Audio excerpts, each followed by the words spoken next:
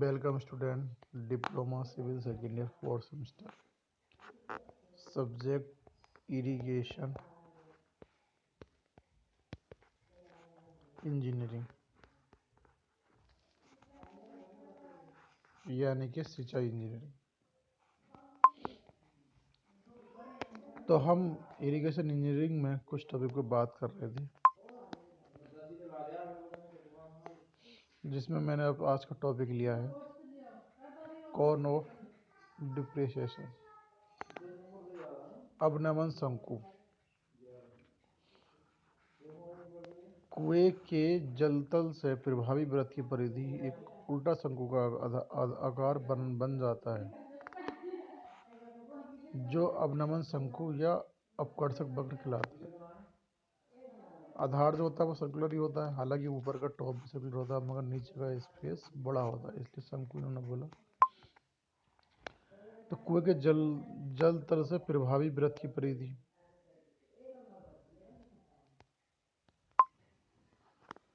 कुएं के जल तल से प्रभावी वृत्त की परिधि एक उल्टा शंकु का आकार बन जाता है, जो अवनमन शंकु या अपकर्षक वक्र कहलाता है।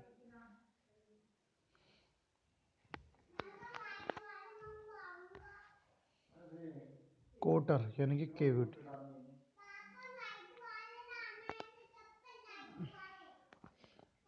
केविटी कुएं के निर्माण के समय ही तली में रेत काट कर निकाल दी जाती है, जिससे तली में गड्ढा बन जाता है और क्रांतिक वेग से अधिक गति पर पानी बाहर निकलने पर पानी के साथ तली की रेत भी निकलती है, जिससे तली में गड्ढा बन जाता है और पानी में बालू या रेत आना बंद हो जाता है। कुएं की तली में बने इस गड्ढे को कोटर कहते हैं। केविटी क्या होती है? जब कहीं पर इस टाइप से पार्ट है, ये केविटी कहलाती है।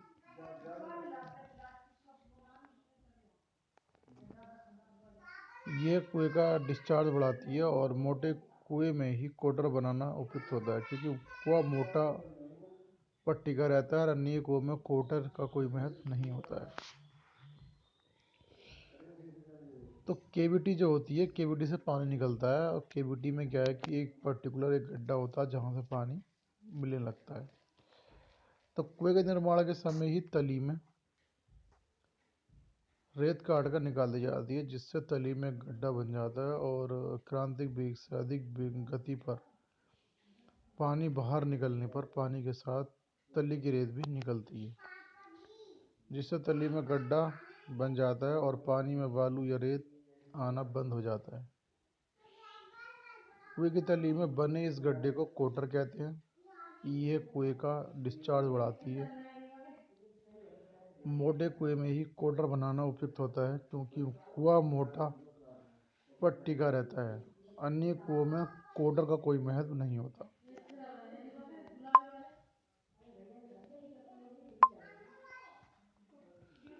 कुएं का चक्का कर्व ऑफ वेल।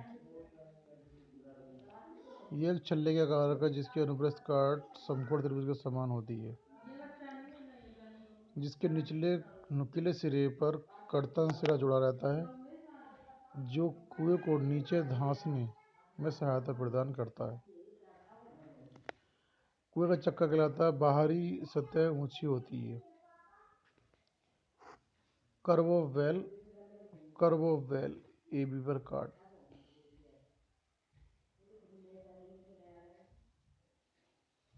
ये एक छल्ले का आकार है जिसकी अनुप्रस्थ काट समकोण त्रिभुज के समान होती है, जिसके निचले नुकीले सिरे पर कर्तन सिरा जुड़ा होता है, जो कुएं को नीचे धंसने में सहायता प्रदान करता है। कुएं का चक्का कहलाता है। बाहरी सतह ऊंची होती है। तो कुएं का चक्कर 60 सेंटीमीटर की इसकी मोटाई है और AB की अगर हमने काट ली यहाँ पे, तो ये AB का पार्ट दिखा रखा है। AB पार्ट T खंड का सिरा वेल्डिंग द्वारा जड़ जाना, छड़ जोड़ना,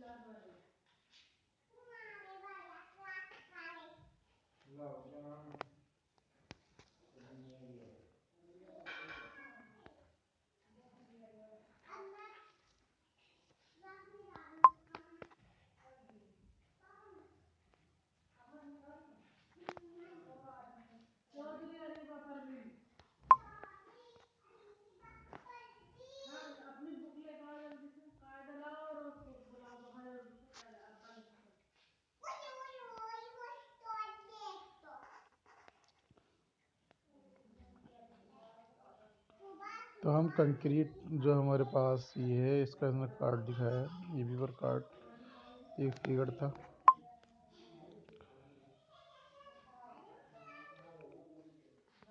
खुले कुएं का निर्माण, कंस्ट्रक्शन ऑफ ओपन वेल। अगर हम किसी कुएं का हमें निर्माण करना है तो कैसे होगा? प्रथम में पारगम्य परत के ऊपर की पारगम्य परत में 20 सेंटीमीटर तक की गहराई का 2 से 5 मीटर तक के व्यास के उथले कुएं का निर्माण निम्न चरणों में किया जाता है। यह निर्माण गतिविधि जलोढ़ मृदा में विशेष रूप से अपनाई जाती है, क्योंकि जलोढ़ मृदा अधिक गहराई तक ऊर्ध्वाधर में सीधे स्थिर नहीं रह पाती, जिस कारण कुएं की ऊर्ध्वाधर गोलाई का पक्का निर्माण किया जाना आवश्यक है।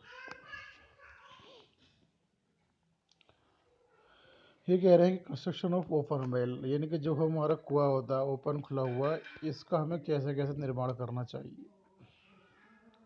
प्रथम अपारगम्य, यानी कि जो फर्स्ट इम्प्रीवियस लेयर के ऊपर की प्रीवियस लेयर में 20 मीटर तक की गहराई का 2 से 5 मीटर तक के व्यास के 2 से 5 मीटर, यानी कि 2 से 5 मीटर तक का व्यास लें और कम से कम 20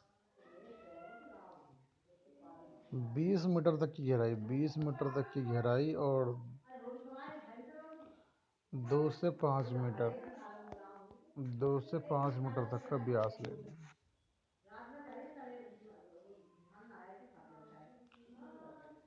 निम्न चरणों में किया जाता है। यह निर्माण क्रियाविधि जलोढ़ मृदा में विशेष रूप से अपनाई जाती है, क्योंकि जलोढ़ मृदा अधिक गहराई तक ऊर्ध्वाधर में सीधी स्थिर नहीं रह पाती, जिस कारण कुएं की ऊर्ध्वाधर गोलाई का पक्का निर्माण किया जाना आवश्यक होता है।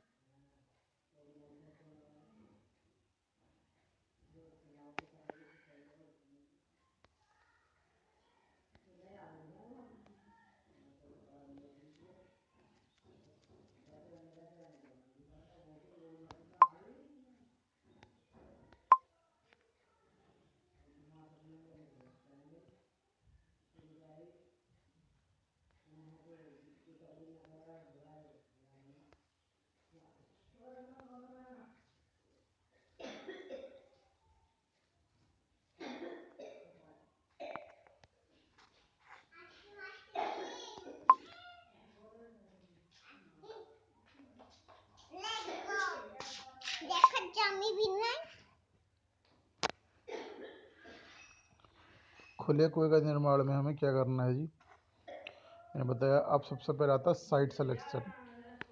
कुएं को जहाँ तक संभव हो क्षेत्र के सबसे ऊंचे स्थान तक केंद्र में बनना चाहिए,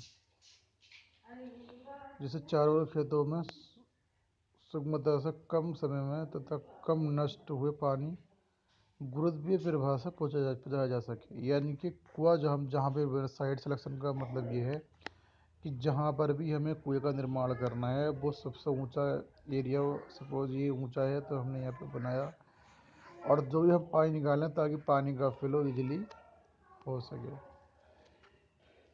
सके। तो साइट सिलेक्शन में क्या है कि कुएं को जहाँ तक संभव हो क्षेत्र के सबसे ऊंचे स्थान तथा केंद्र में बनाना चाहिए, जिससे चारों ओर के खेतों में सुगमता से कम समय में तथा कम नष्ट हुए पानी गुरुत्वीय प्रभाव से पहुँचाया जा सके। अब आता है पिट डिगिंग, गड्ढा खोदना।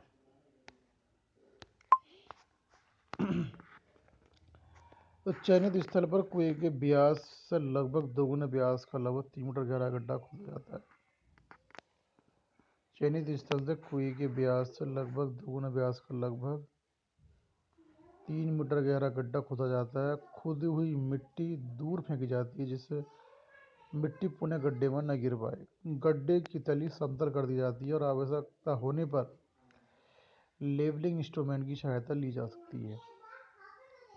अब जाहिर सी बात है, जब हम कोई कुआं खोदेंगे तो कुआं बनाएंगे तो गड्ढा खोदना पड़ेगा, और गड्ढे के लिए उन्होंने बोला कि 3 मीटर गहरा गड्ढा खोदा जाता है और जो कुएं की मिट्टी हम निकालते हैं वो थोड़ा दूर डालते हैं ताकि दोबारा से कुएं के अंदर ना गिर जाए।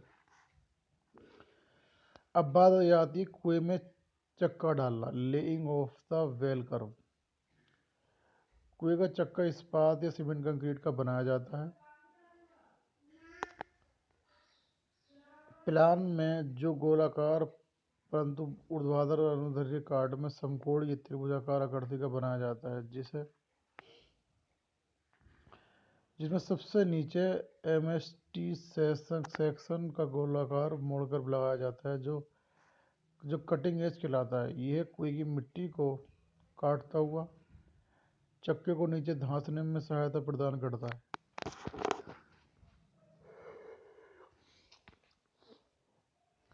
इस्पात का चक्का कुएं के निर्माण स्थल से अलग बना लिया जाता है और गड्ढा खुद जाने पर उसमें रख दिया जाता है, परंतु चक्के का सीमेंट कंक्रीट गड्ढे में ही डालते हैं।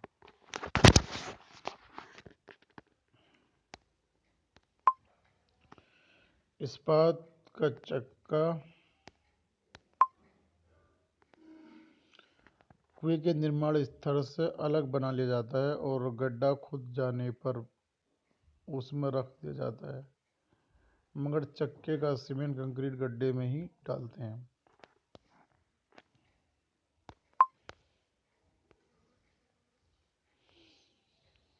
कुएं को गलाना यानी कि उसको स्लैकिंग ऑफ वेल। गलाने का मतलब होता है कि जैसे हम कोई बोरिंग नल करते हैं तो उसे कहते हैं नल गलाना। नल गलाने का मतलब होता है कि हम नल बोरिंग कर रहे हैं कहीं पर, तो वो गलाना कहलाता है। कुएं का गलाना। दोमट नरम भूमि या रेतीली नरम भूमि पर यदि कुआं खोदा जाए तो खुले कुएं का ऊर्ध्वाधर के द्वारा कुएं के अंदर ढह जाएगा, जिसे रोकने के लिए इसे पक्का किया जाता है। अगर मिट्टी दोमट है, नरम है, रेतीली है, अगर हम कोई कुआं खोद रहे हैं तो उसके किनारे ढह सकते हैं, इसलिए इनके किनारों को पक्का करते हैं। कहीं कहीं तो हम अलग से एक स्टील का कवर भी लगाते हैं। सपोज करो अब ये हमारे पास लेवल है और हमने कुआं खोदा शुरू करा, अब मिट्टी अगर ये नरम है या रेतीली है तो वो ढह जाएगी, इसलिए यहाँ पे हम एक कैसीनो कैप भी डाल देते हैं। चलिए, पक्का करने के लिए कुएं के चक्के के ऊपर ईंट चिनाई की जाती है और इसे कुएं का स्लैगिंग वाल, कुएं का गोला कहते हैं।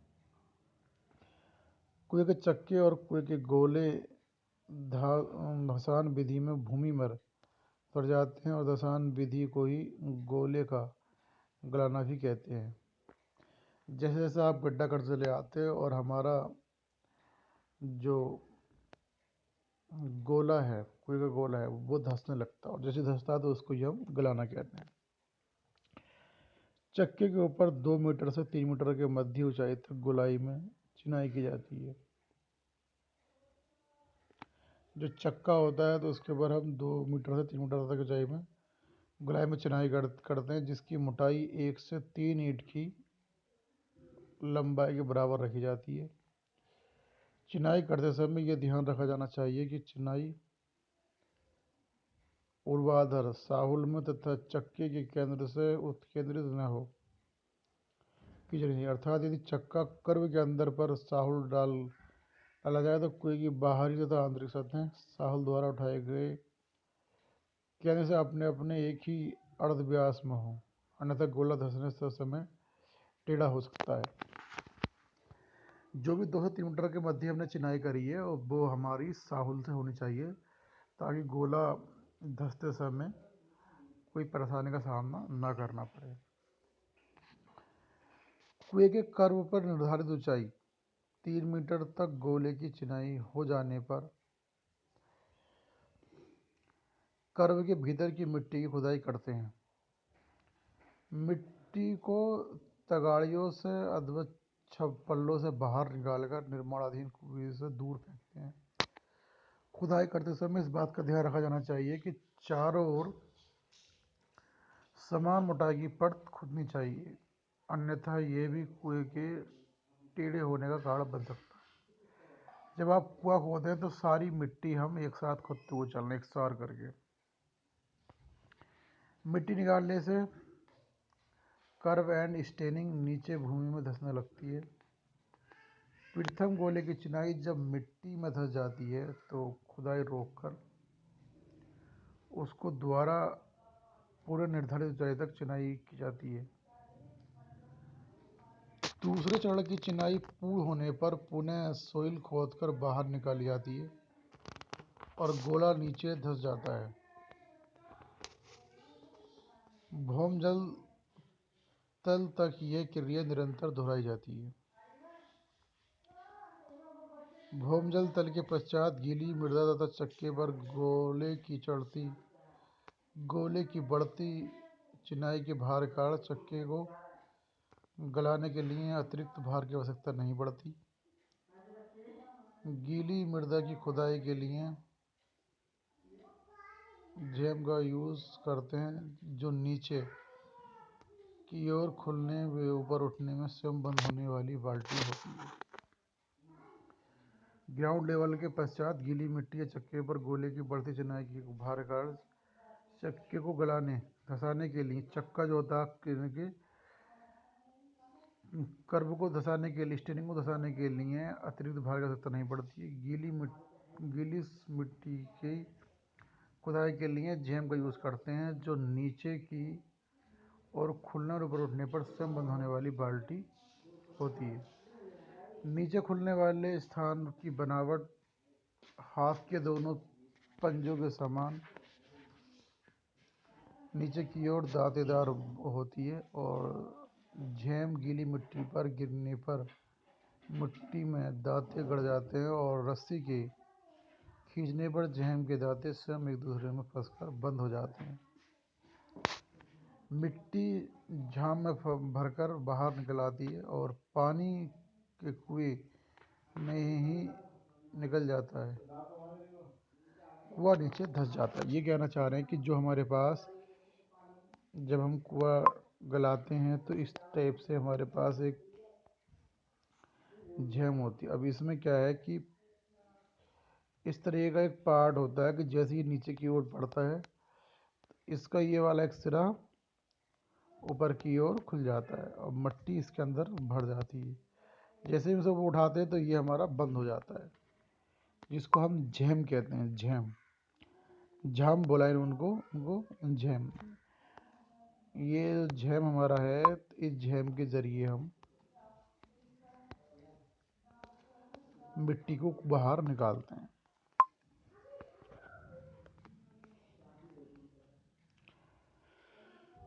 धसाव काल में कुएं की ऊर्ध्वाधरता के परीक्षण के लिए गोले की सतह पर प्लम्बोब लटकाते हैं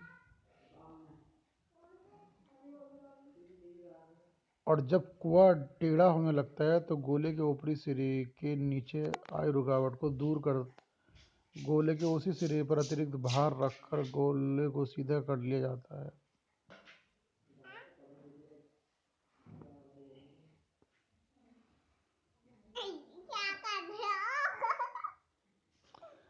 धसाव काल में कुएं की ऊर्ध्वाधरता के परीक्षण के लिए गोले की सतह पर साव लटकाते हैं।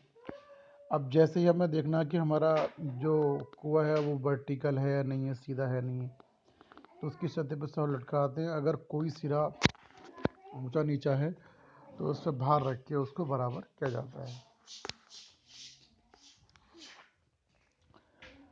कुछ गहराई तक धंसने के बाद धंसने की गति धीमी पड़ जाती है। अब जैसे आप लगातार कुएं खोदते रहते हैं तो अब कुछ हद तक ये होता है कि फिर वो धंसने की गति धीमी हो जाएगी, जिसके दो कारण हो सकते हैं। पहला, गोले की बाहरी सतह पर घर्षण और दूसरा भौमजल का अपलिफ्ट प्रेशर।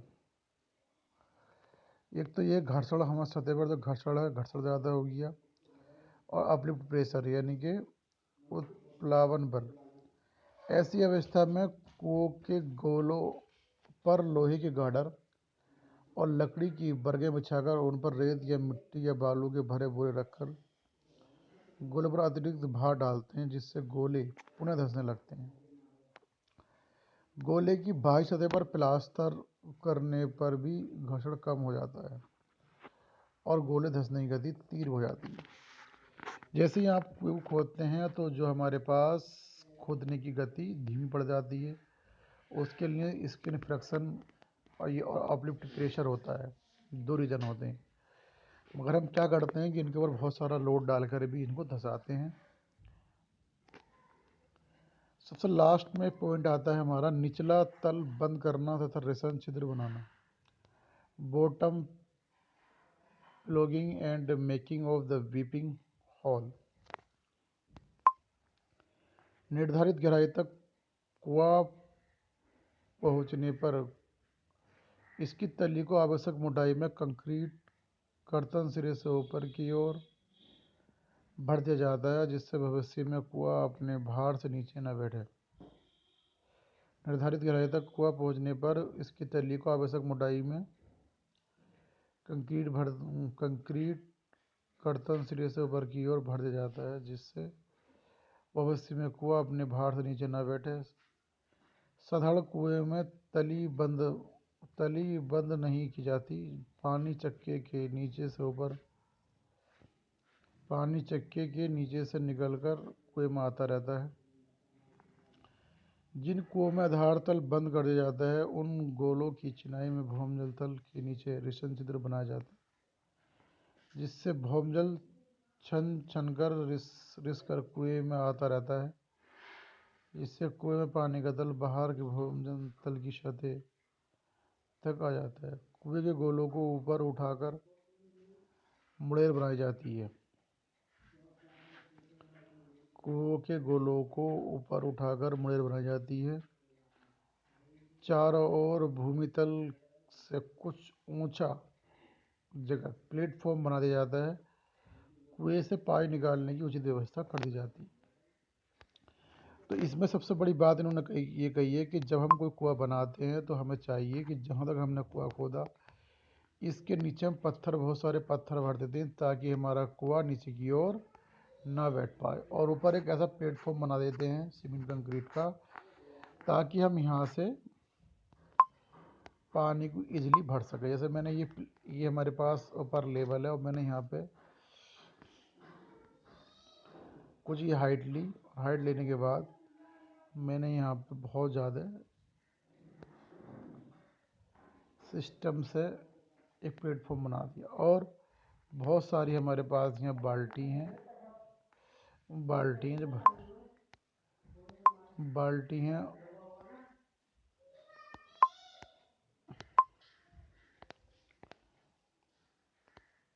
ये बाल्टी हम भरने लगते हैं इस तरीके से, और ये हमारे पास यहाँ कुआं है।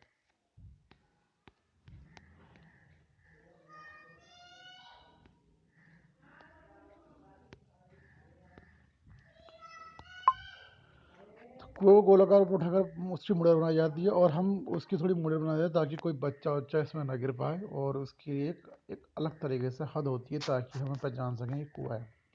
तो स्टूडेंट, ये हमारे पास एक कुएं का प्रोसीजर था जो मैंने पूरा बताया आपको। केविटी बनाते हैं और खुले हुए कुएं का निर्माण कैसा करते हैं। पहले हमें साइट का सिलेक्शन करना होगा। कुआं बेहतर वही होगा जहाँ पर हमें ग्रेविटेशनल फोर्स के जरिए पानी सीधा पहुँच सके, जो उठान बिंदु पर हो। और गड्ढा खोदते हैं और लेइंग ऑफ द कर्व बनाते हैं, और कुएं को जो हम गलाते हैं, गलाने मीन्स जब गहराई में जाते हैं तो हमें बार बार ध्यान देना होता है कि कुआं हमारा सीधा साहुल की मेजरमेंट में है, यानी कि वर्टिकल है या नहीं है। और जैसे ही कुआं खुद जाता है तो हम उसके तली को पर एक बहुत ज़्यादा कंक्रीट डाल दें ताकि ये कभी बैठ ना पाए, और एक इसके अंदर रिसन छिद्र भी बना देते हैं ताकि पानी का लेवल इसके अंदर बराबर रहे। तो थैंक यू क्लास, इस लेक्चर में इतना ही।